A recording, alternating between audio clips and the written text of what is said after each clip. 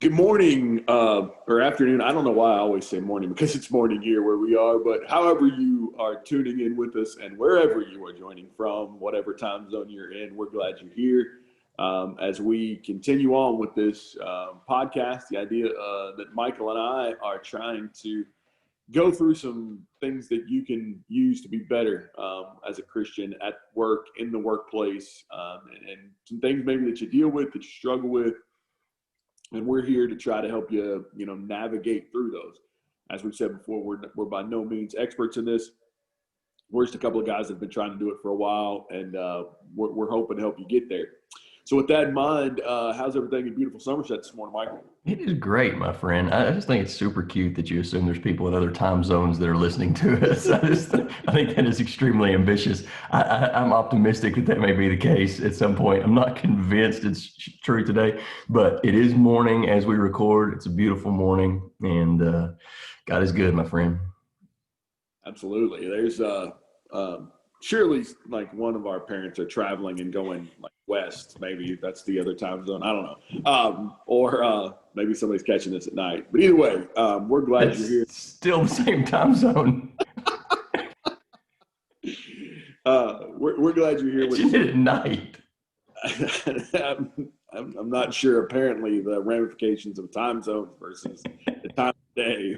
But that's neither here nor there. That's not going to help you in business. Not going to help you when you clock in this morning. And as we've taken our tour of corporate so far, Michael, throw up our slide here. Happy to do it. Give me just a moment. All right. So as we've taken our tour around corporate, and that's really our plan here. So we've talked about this before, that our plan is to tour the corporate campus. And we started last week in the sales department.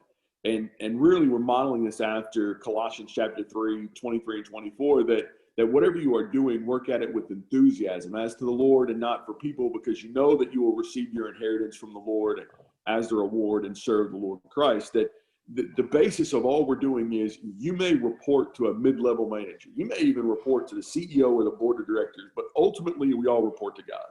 And the job that we do and the job that we're responsible for is to God. So, if you're, the janitor at XYZ Corporation, then you do that job to the best of your ability because God ultimately is who's watching what you're doing and you're reporting to him.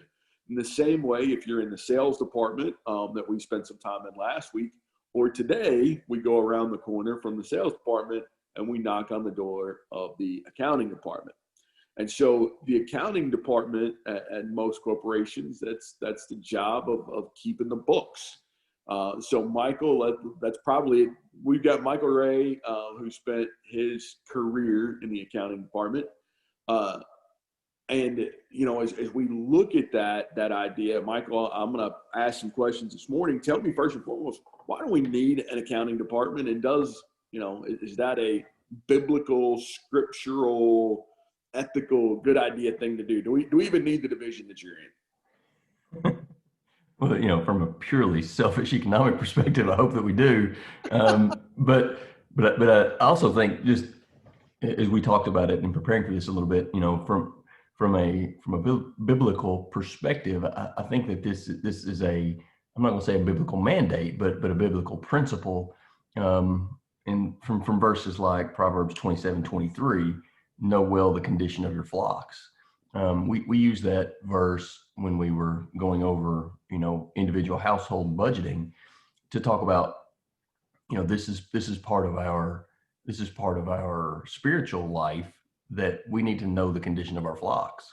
That if we are going to be a good steward of the things that God has blessed us with, we need to know the condition of our personal flocks and herds.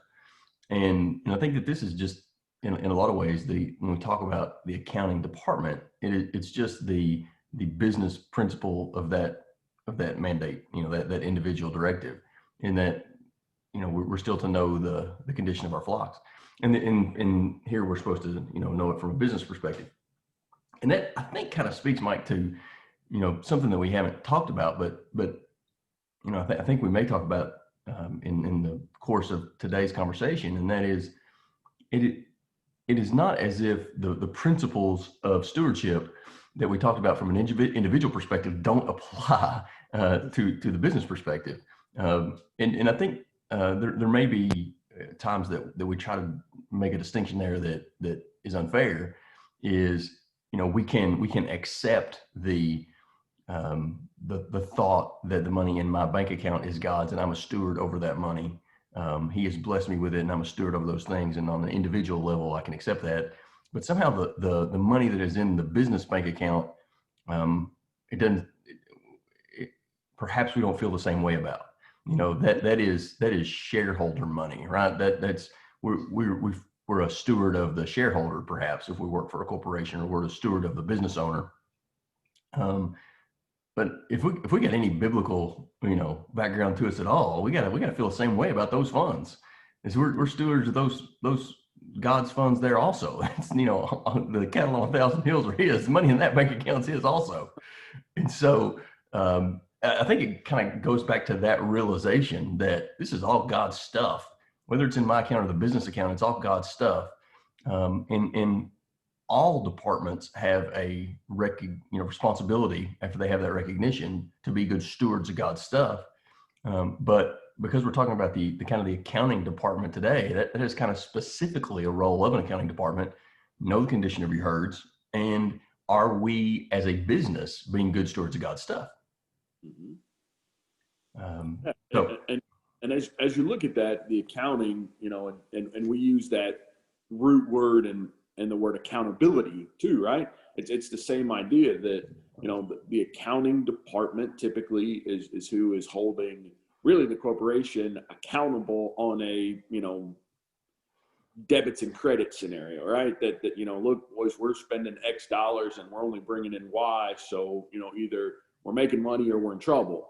And when we talk about that, there's a lot of those questions that come back, from a, let's start with a pricing model, so if, XYZ corporation that you work for, Michael, is making a widget and that widget costs, $1 to make, what's the appropriate number from the accounting department? Is it appropriate to sell it for $2? Is it appropriate to sell it for $5? At what point is, gouging or taking advantage of people, or, I think, and I agree with you, because I think in this situation, what we have here is, personally, we would do certain things, but when we get behind that corporate wall, we feel like, well, I'll do anything. There's nothing that's, kind of off limits. It's, law of supply and demand. We hide behind capitalism. We hide behind a lot of things. But how do we, if we're ultimately reporting to God, we're ultimately accountable to God, how do we look at a pricing framework, and what are things that are important to consider there? Well, I'm not going to try to hide behind capitalism, but I will say that the market does dictate some parameters there, right? In the vast majority of cases, just as a prudential question, the market dictates what is the kind of the bounds on most goods and services. So in my industry that we currently work in, and for yours, there are certain prices that it wouldn't matter if we were trying to gouge, we would not be successful in doing it. I mean, we wouldn't have any revenue. At the same time, there's margins at which the business cannot survive, and so there's kind of upper and lower limits that, again, just as a practical question, that are put on our business.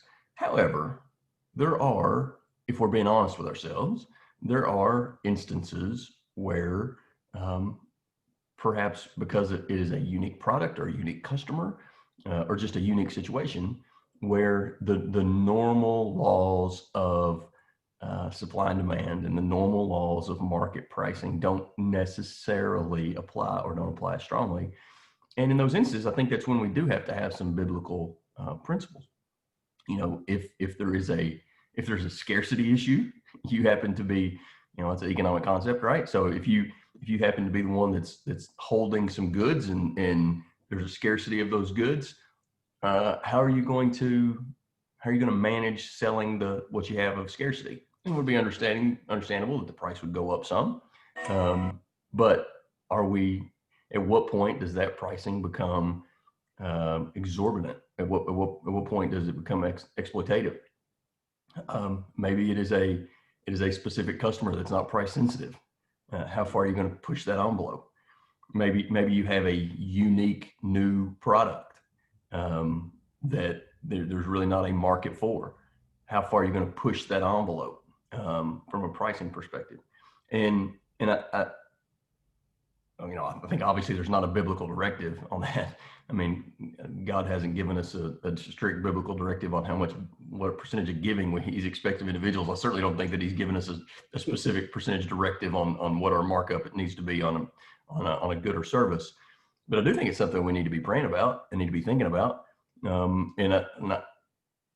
We have said this a lot over the course of our studies. There's a lot of these questions that I don't think that we are going to find a biblical percentage that we get to just know that we pencil that in and sleep well at night. That these are things we're intended to struggle with. We're supposed to wrestle with that a little bit, I believe. I hope we are wrestling with that if we're Christians, because I think if we're battling with these questions, that's actually a good sign that we care about getting the answer right. And I think we need to talk to our brothers and sisters about it. Those that kind of share our same, like what we're doing today. If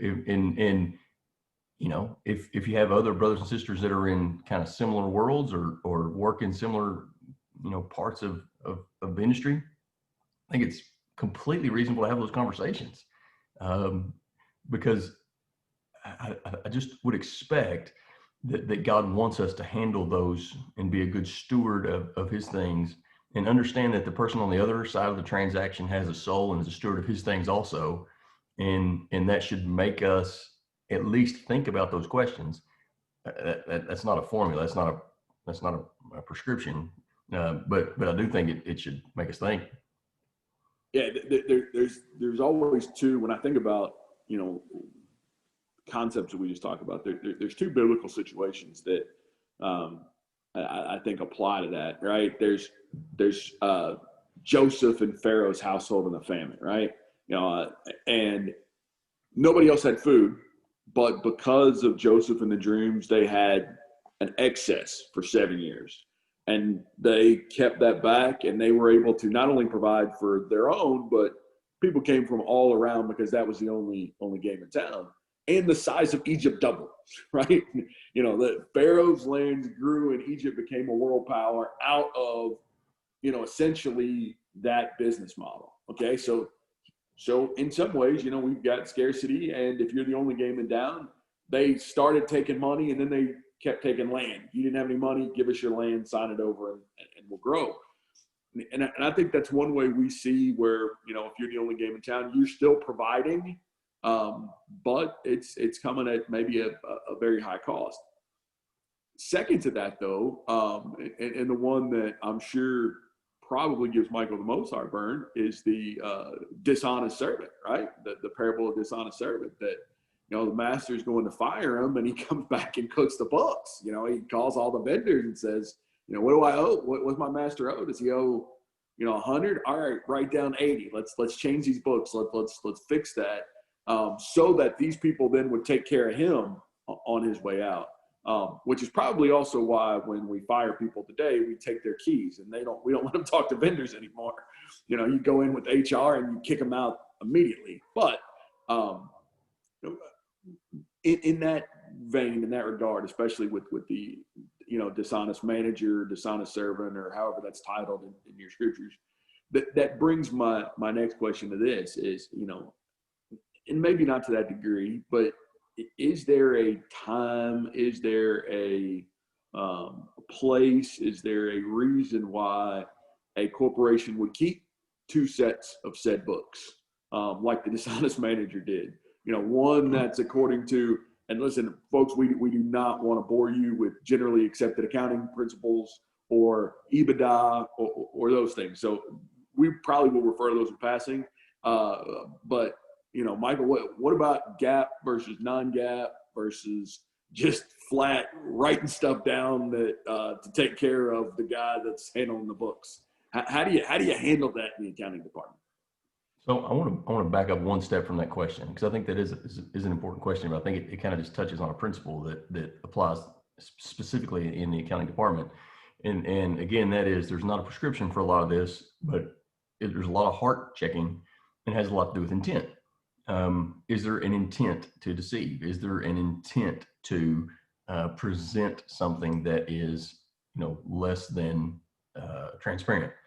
And again, the purpose of accounting, know the condition of your flocks, writ large, the whole purpose of the department is this is the grade card of the business, right? This is the condition of the flocks. Mm-hmm. This is the annual report. This is the quarterly financial statement. This is the tax return. This is the report on the flocks.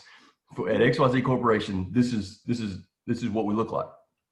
And in the course of doing that, the dirty little secret is there are a significant number of estimates and educated guesses that happen in the course of presenting the condition of the flocks.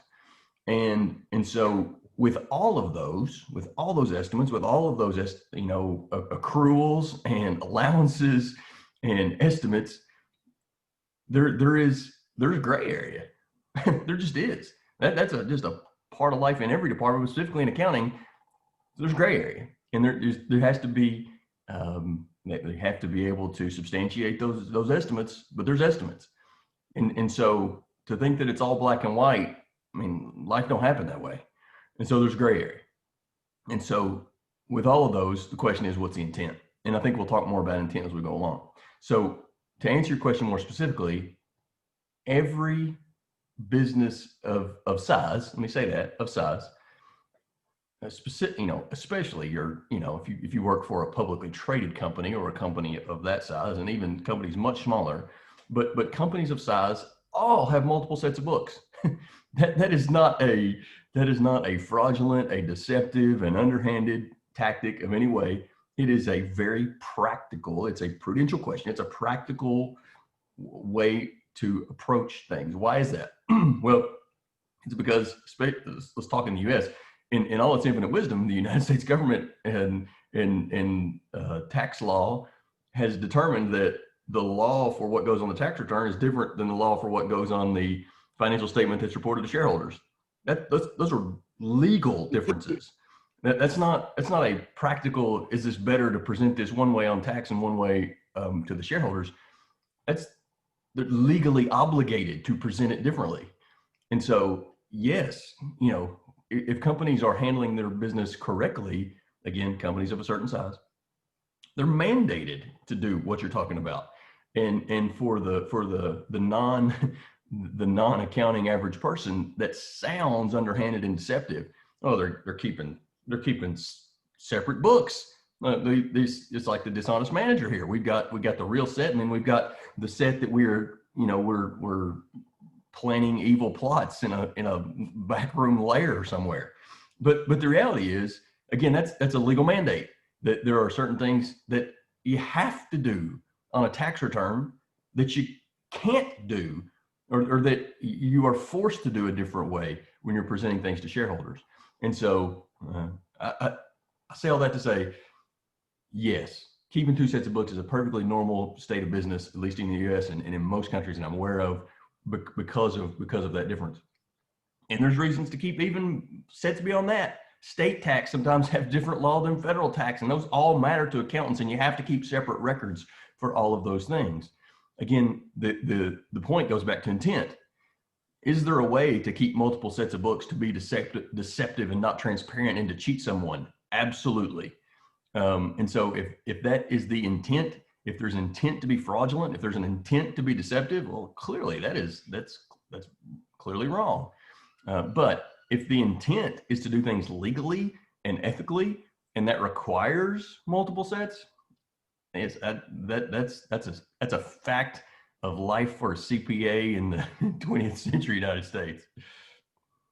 So Michael, let me kind of try to fine tune that a little bit then. So if you How dare you?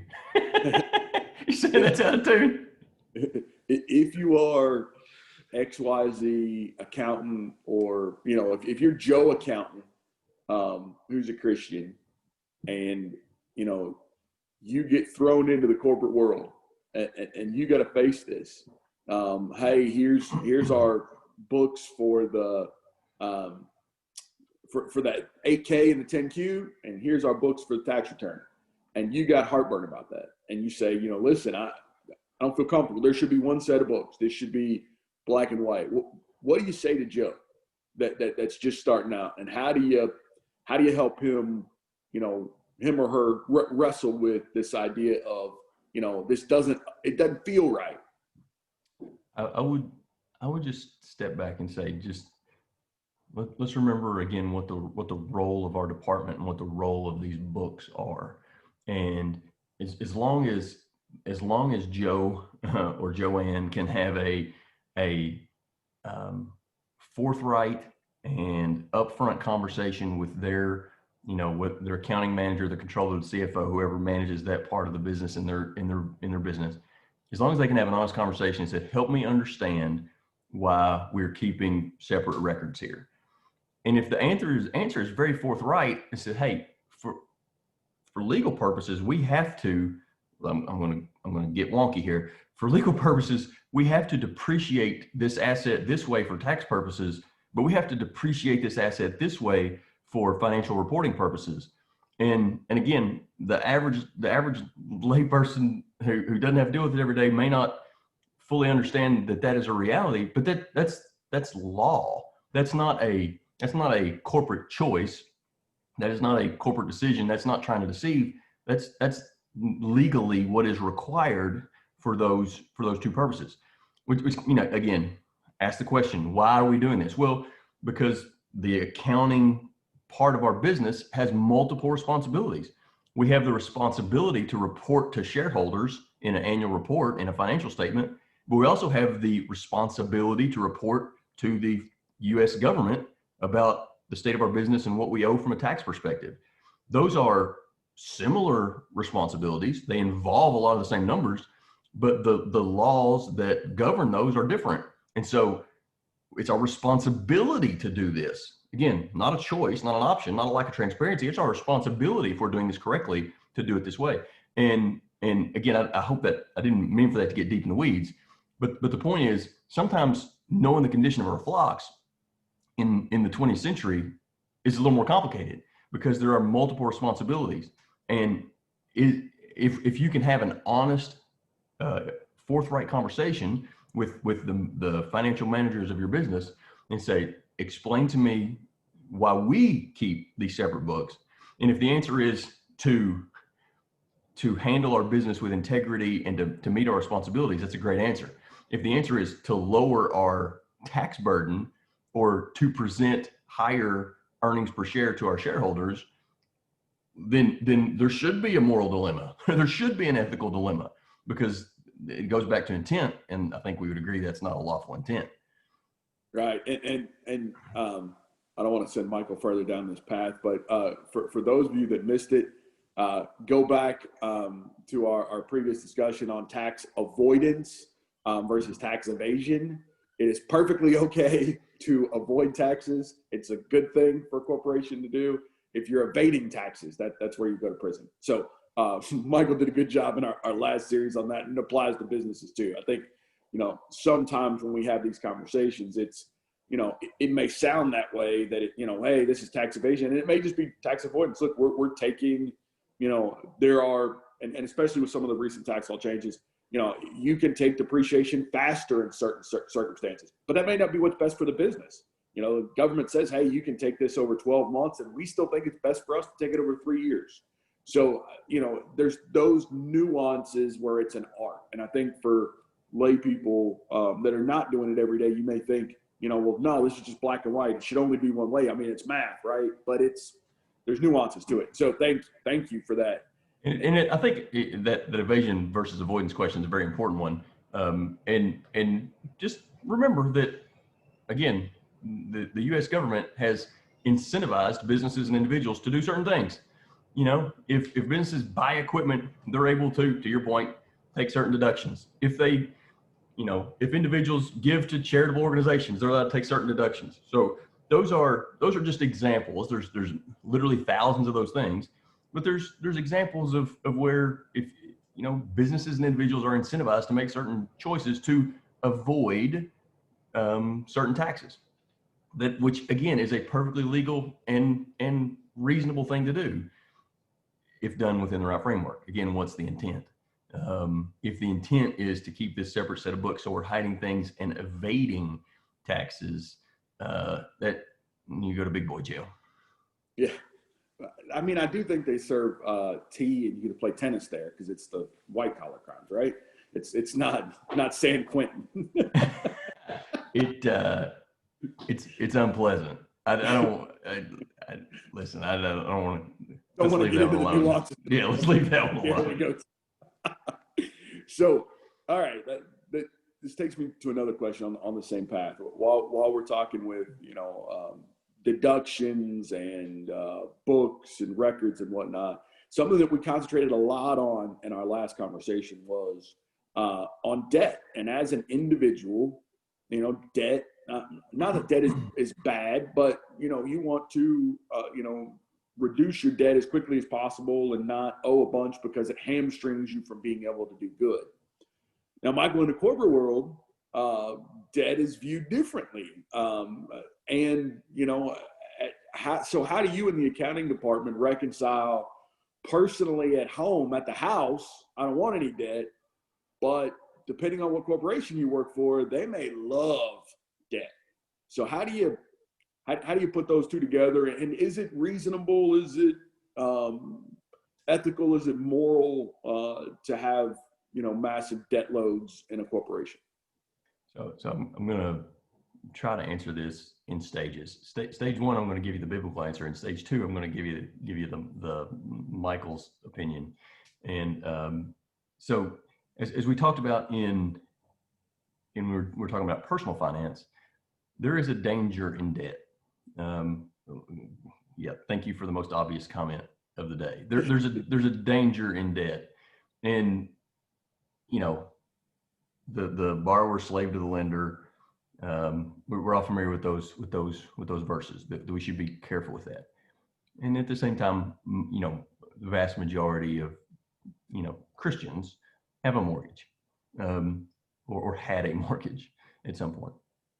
And so we understand that there is a use of debt, but we need to be very careful with it.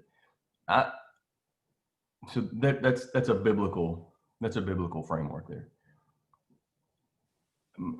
I will give you my opinion that I don't know why those rules are different when all of a sudden we collectively take debt rather than individually take debt. And that's really all we're doing. And so if you and me and 35 of our closest friends form a corporation and we collectively take debt, or whether we do it as shareholders of Nike, essentially all that we've decided to do is rather than take that debt individually, we're going to take it collectively. I mean, that's a gross oversimplification, but that's essentially what we've done. And I think we touch on this topic that we talked about earlier, is that for some reason we have different our moral compass gets pinged more as an individual than it does in a business. There are different thresholds for what make us uncomfortable. I would tell you that I think part of the lack of godliness in corporate finance is this insatiable appetite for debt. That yes, I can show you, I can do the math. I mean, I understand the benefits of leverage in a growing, profitable business. I understand how that can amplify the profitability and the return on assets. I can do the math, but I also know that it is putting some of God's money at risk. It's still God's money, and it's putting it at risk. And so, is there a lawful and a reasonable reason for a business? Again, if we get together with our friends, is there a reason for us as a business to take on debt? Absolutely.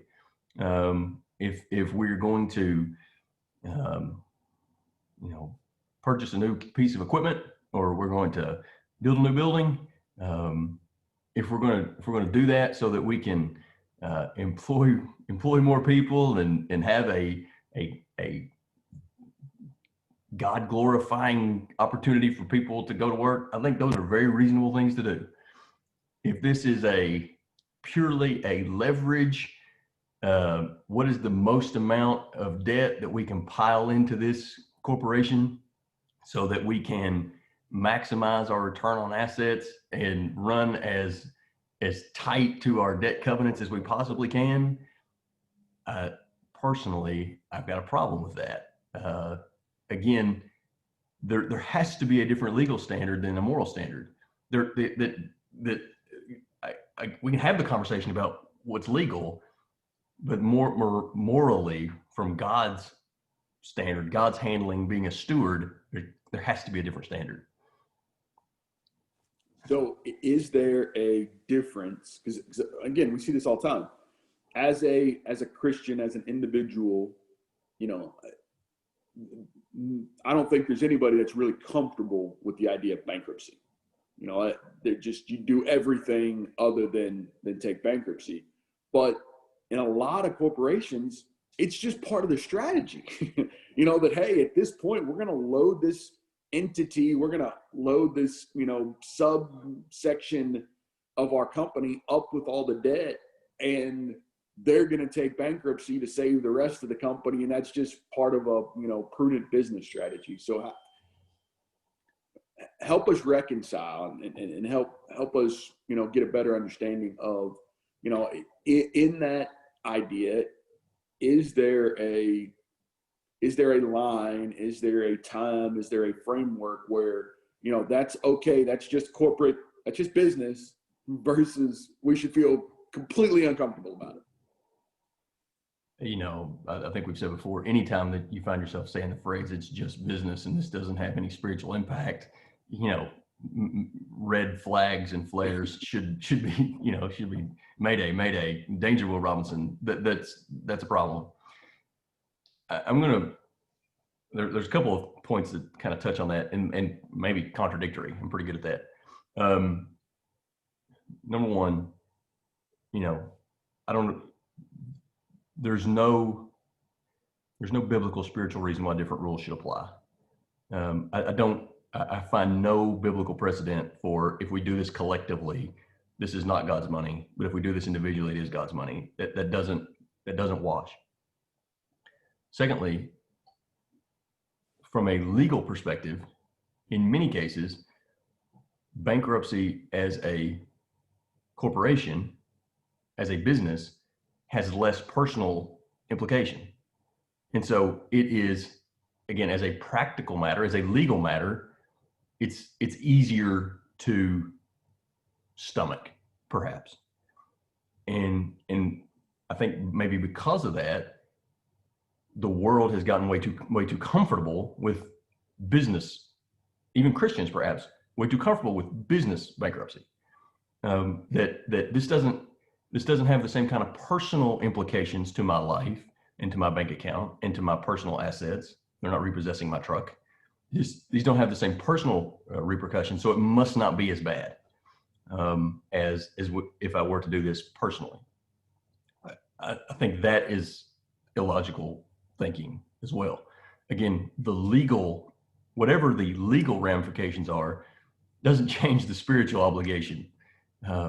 So even if it's less, if it is less destructive to me personally, if I'm part of a business that takes bankruptcy, again, in my mind, I don't know how that changes the spiritual reaction to it. So those on that side. On the other hand, I would probably answer this question differently now than I did 5 years ago. And I don't know if I've gotten smarter or dumber. You can tell me. I'm happy to go either. I'm sorry.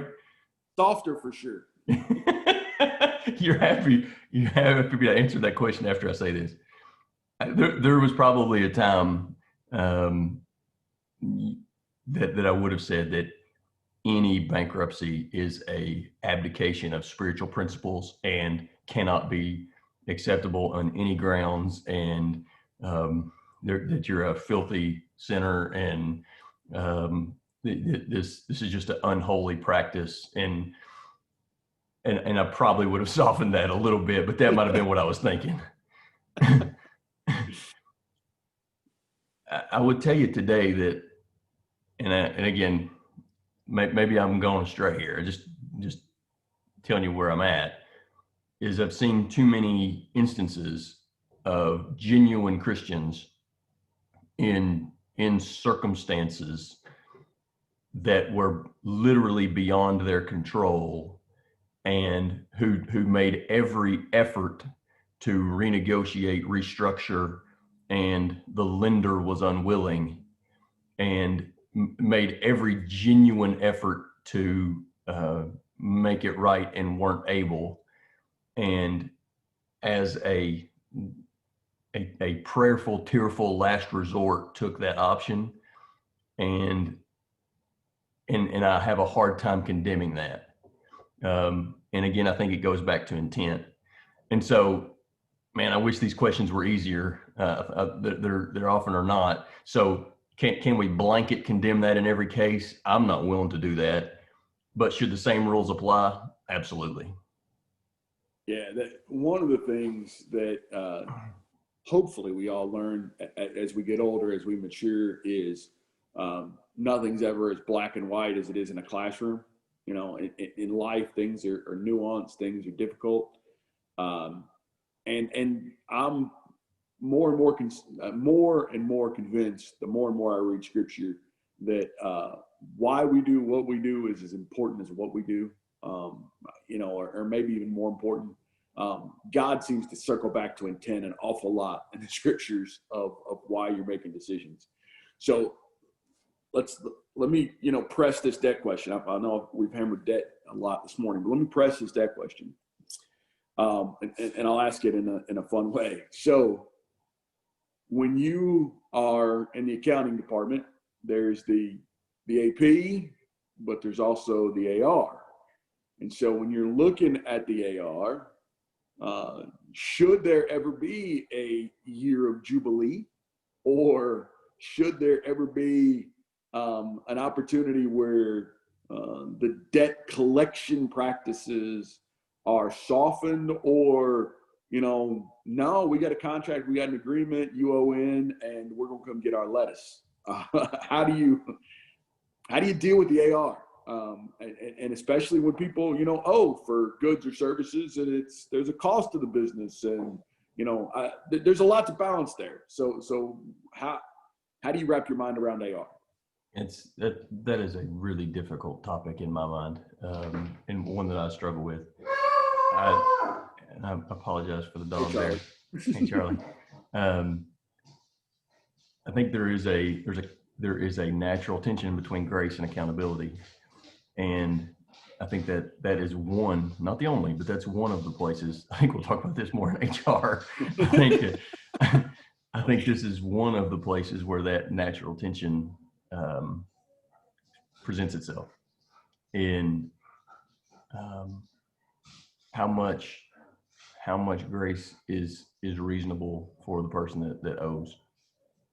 Because we know from the perspective of, if we're on the perspective of the borrower, we know spiritually what our obligations are.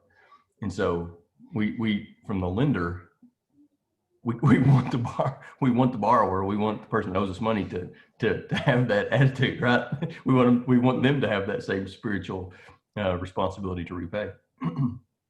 On the other hand, we also know that grace and forgiveness is part of our spiritual lives, and should that be part of our business lives.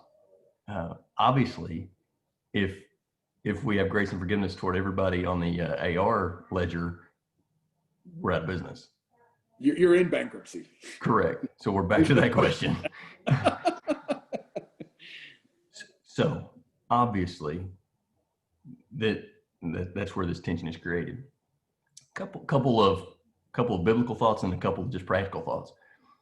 Number one, the Bible expects the borrower to pay, but there's also a biblical example of the lender showing grace to especially the poor, and not crushing the poor. First of all, not charging exorbitant interest, but also there's biblical example of forgiving the debt, especially toward the poor. Sorry apologize for that little glitch there.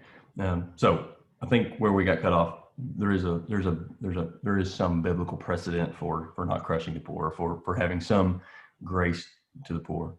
I would also say, like verses like Deuteronomy 24 and verse 10, that even when you are going to collect a pledge, in that verse, which is not too dissimilar from collecting AR, that you're not to enter a person's house or to mistreat them in collecting a pledge. So I think there's some biblical precedent there, for there are some limits to what we are expected to do in strong arming someone, into paying.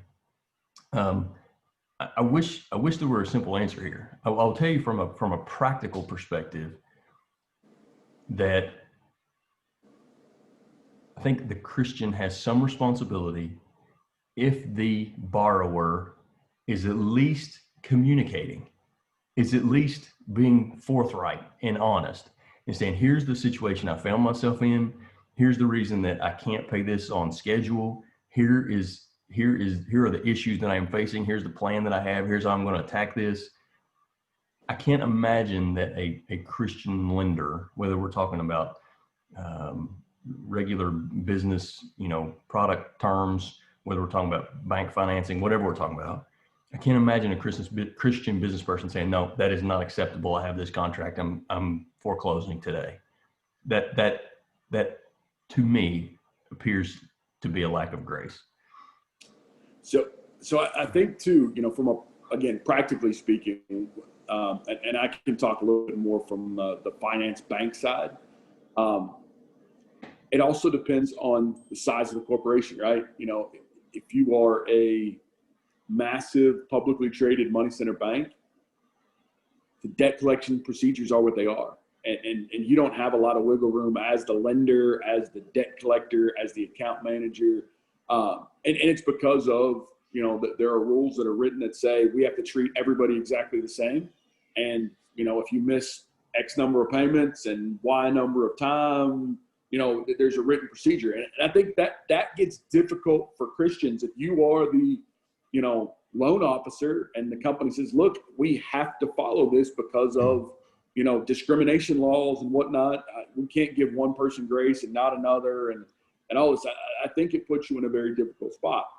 However, if you're at a small company, you're a family business, or, the analogy Michael used, if it's you and 10 friends that start up, that's very different. You're not as regulated and you can make some different decisions. So I think if I'm coaching you as the lender that has some heartburn with this, I can agree with you personally, but also understand that in the confines of the regulatory environment that we're in, and the fact that,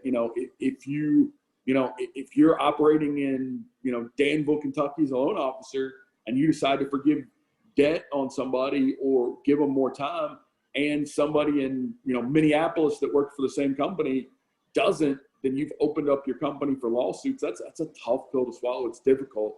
But I think there's another point here too that's important is Michael, what's the responsibility on the front end? So, when you're deciding to extend credit, is there a responsibility for the lender, for the loan officer, for the account manager at your company before you ever extend the credit? Do we have a responsibility to look out for that person, even if they won't look out for themselves? Yeah. I guess is my question. Well said. And, again, I think that would be a very sound biblical principle, right? That we are not just haphazardly extending credit terms to anyone who wants to buy things from us. That there has to be some vetting, right? There has to be some background checks and normal credit, kind of procedures. and again, those it gets into, other hard questions. Do you turn down someone for credit? What if that person is a brother? And then how do you handle that conversation? But if again the biblical principle of love, if I'm really loving my brother here, if I'm loving my neighbor, in a true agape sense, looking out for their best interests, I'm not going to let them do that, and that may involve a hard conversation. But if I am truly loving them in a way that doing what's in their best interest, sometimes you got to make that decision. Right, and I think that is as important, right? That there may be a situation where it's better for me to let you glean than for me to extend you credit. I'd feel more comfortable giving you some product than extending you credit, because you're just going to end up in a horrible situation. And I think that's the other thing at a corporate level, that has to be in part of the planning is what, lack of a better term, what is your gleaning policy?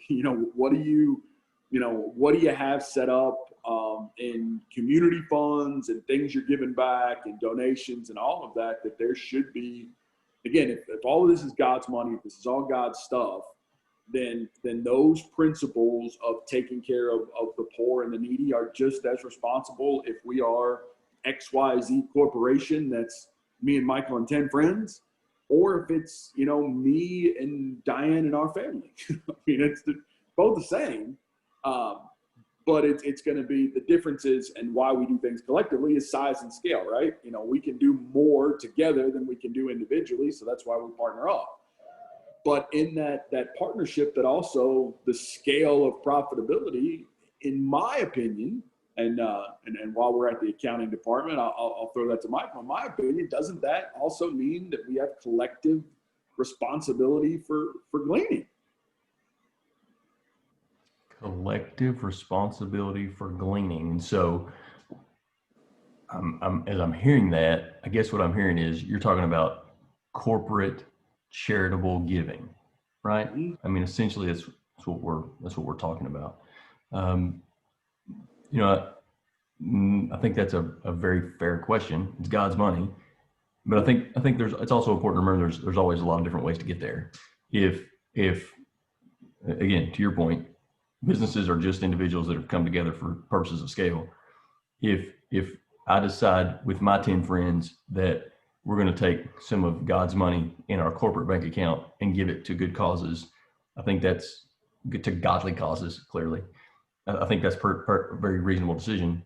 If you and your company decide that with God's money, you're going to distribute this to the owners so the owners can make individual decisions about how to support charitable causes, I think that's also a very reasonable and godly decision.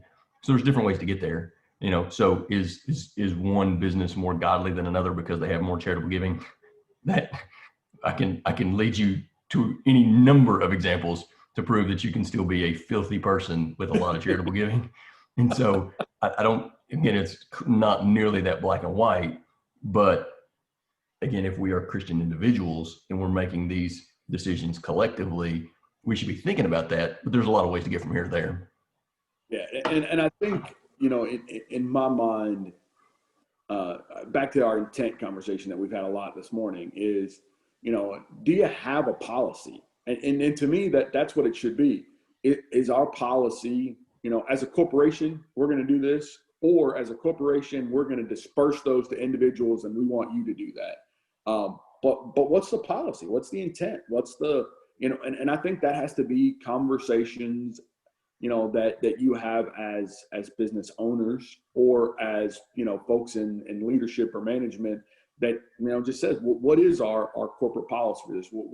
How are we accomplishing this? Because, again, in my mind, collectively, we've just got more responsibility than we've got individually. If we pulled all these resources together and, we got a company that's, generating, X times what we could generate on our own, we've got the same responsibilities, but how to go about them, I think, to Michael's point, is more nuanced. I don't think there's an absolute right way. I don't think there's an absolute right way as an individual of how exactly you do that. If your family decides that, all of our, charitable giving, all of our giving back to God is going to be through, we're going to give money to the local church, and and that's where you think is best served. Okay. I'm hard pressed to argue with you about that. If you as a family say, out of our budget, our, 13-15% that we've got earmarked that's going to do, good things for God, if, 7% of that goes to church and 8% of that goes to individuals or individual organizations, that's okay too. I don't think there's a prescription on that, but I think there has to be a plan and there has to be an intent, is what I'm circling back to. The mechanisms are, to me, that's, individual flavor, but the intent's got to be there. Yeah. And run a little short on time. So just kind of two quick things I'll dovetail off of that or maybe think of. And one is, I also think that in God's providence, we have a great example to influence in that also, because there are certainly going to be individuals either that are co-owners of this business with us or employees of this business with us who aren't believers. I think that's just naturally, we kind of assume and expect that. And so if they see that kind of charitable heart, this is God's money, that attitude, wanting to help, wanting to give, wanting to be generous with gratitude, I think that has an impact in our influence. There's probably a very short number of lessons that have ever been written on the influence of the accounting department on the hearts of individuals, but I think that is a possibility, and I think God's hand is in that. And then secondly, and I think maybe in my mind this would be one to think about to close with is this is a lot easier in my mind in a small business, because I can go have a conversation with the owners if I'm in the accounting department of a small business and can decide to do the right thing, right? And have the right intent. In my mind, this is much more difficult if you are a staff accountant at a much larger corporation, where, as you have noted, sometimes the procedures are inflexible and the intent is cloudy. And I certainly feel for Christians who are in that position, if they are.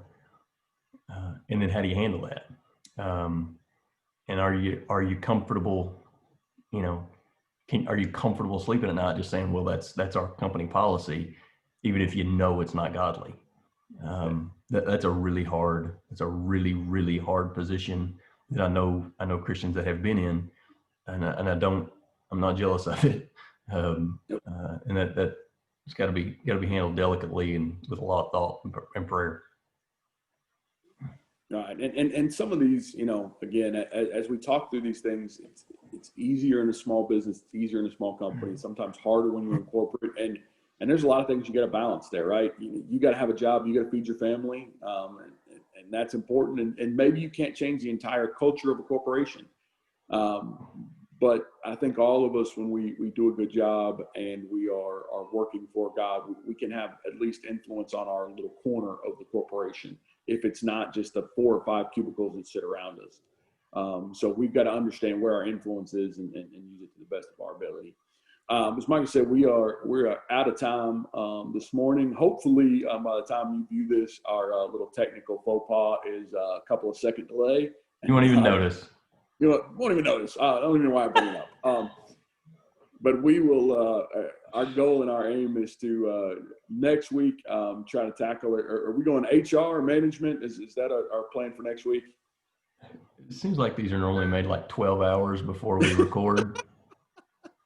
So I'm just gonna say it's open-ended at this point. So HR/management with the option to change up to and including when we turn the Zoom meeting on. But we'll be back at you next week.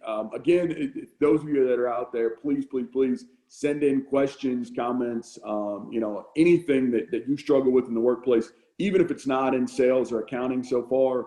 Or if it is, fire those at us. We're happy to try to address them and walk through here.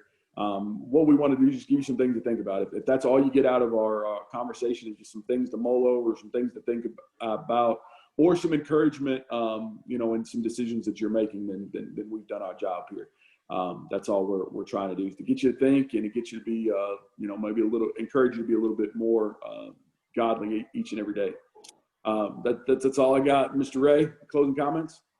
Just last thought, what should be our goal if we are in the accounting department somewhere? I love this. This is 2 Kings 22. When Josiah was rebuilding some of the temple area that had been badly fallen into disrepair, and he collected some of that money and he handed it over to some of the officials and the secretary and the workmen. And the comment was that no accounting was required of those men because he knew that they dealt honestly. I think that, if our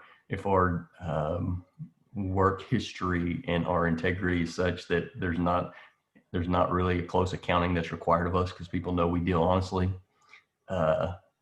that's pretty good. You didn't think I had an accounting example verse, did you? You just Right, but in fairness, if that were true, you would be out of a job. So somewhat concerned about that quote for the accounting department. He said, everybody does what they should. You shouldn't exist. Said the king didn't require one. It didn't mean that there need to practically be an accounting, just that the king wasn't going to require it. You jerk. Until next time, my friend. All right. See you, brother. See you.